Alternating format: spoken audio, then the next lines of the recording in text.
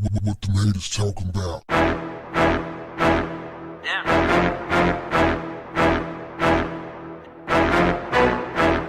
What's up, family? R. Kelly is being trolled online after it was revealed that his net worth was negative $2 million. You're going in on Kells, man. Some dude said that he gave his son $20 and that his son had more money than R. Kelly. So here's the deal, fam. I get it. R. Kelly was convicted for sex crimes. Okay, I get it. But for me, it's kind of like if I knew this dude was a certain way and I was never a fan of the guy at all and never liked him or whatever, hey, an enemy is an enemy. You get what you get. But for somebody who had elevated a guy and looked at this guy as a gift, who looked at his work as a gift. It wasn't too long ago, everybody was singing, "I Believe I Can Fly." Everybody was doing that electric slide and all that stuff to his music. And they're still doing it. So it just kind of tripped me out how people cannot just turn on you. And I get it.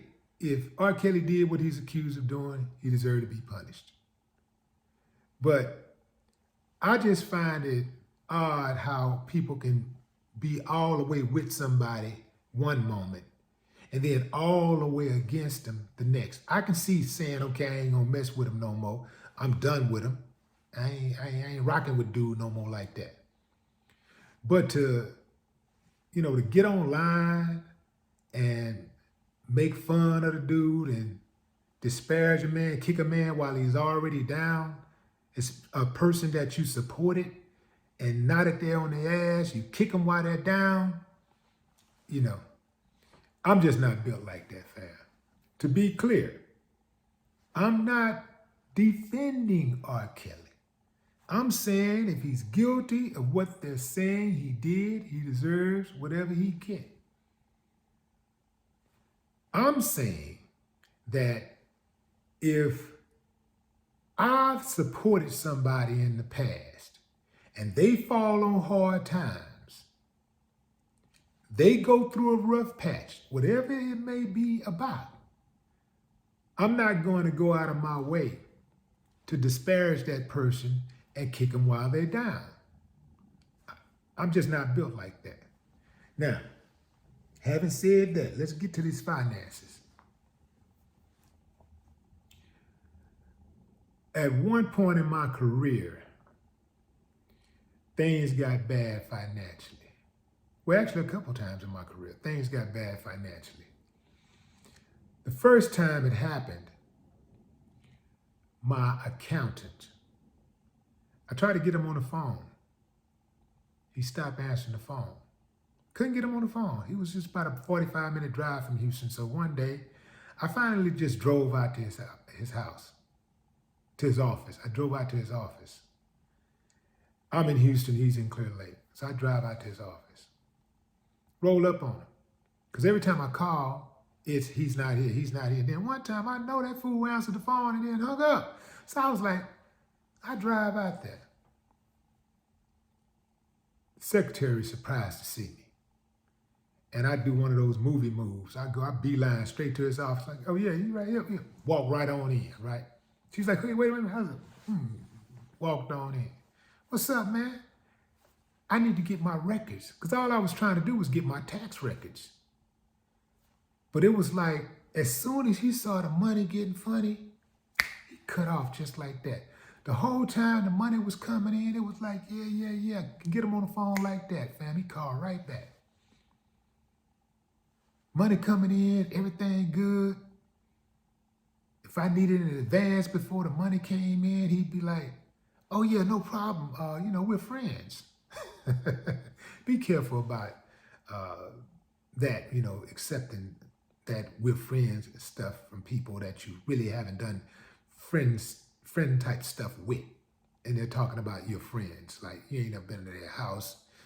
You don't really know their kids. They never been to your house. Yeah, we're friends.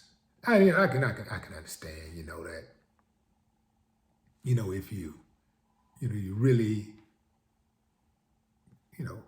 communicate with people, and, you feel like you really got a bond in some kind of way. You ain't necessarily have to have been at somebody's house to be their friend. But I'm just saying, he was one of those type of dudes. And when he said we're friends, I was in the back of my head, I took a note. I'm like, I'm not really feeling the friendship thing, but hey, whatever. But anyway, when things got bad, the dude just stopped answering the phone. Let that be a lesson to all of us who get it. Even before you get it, just know that don't ever be too busy to count your money, to count your own money. Because if you can't count your own money, it really ain't yours, it's somebody else's. You got to rely on what everybody else tell you. R. Kelly said that he went to the bank and he only had $300,000 in the bank.